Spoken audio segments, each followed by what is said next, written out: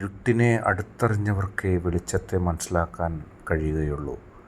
ഇരുളും വെളിച്ചവും തമ്മിലുള്ള വ്യത്യാസം ജീവിതത്തിൽ അനുഭവിച്ചവർക്കേ വെളിച്ചം എത്ര അനുഗ്രഹമാണ്, വെളിച്ചം എത്ര ആവശ്യമാണ്, വെളിച്ചം എത്ര പുണ്യമാണ്, എത്ര ഊർജമാണ് ഓരോ വെളിച്ചവും പ്രദാനം ചെയ്യുന്നതെന്ന് മനസ്സിലാക്കാൻ കഴിയുകയുള്ളൂ.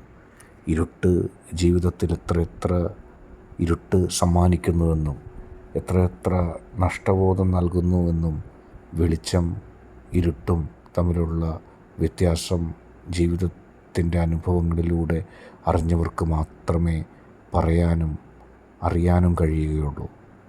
ഇരുട്ട് കട്ട പിടിച്ച സമയത്ത് ഒരു തരിമ്പ് വെളിച്ചത്തിനായി കൊതിച്ച ജന്മങ്ങൾ എത്രയേറെ ഉണ്ട്.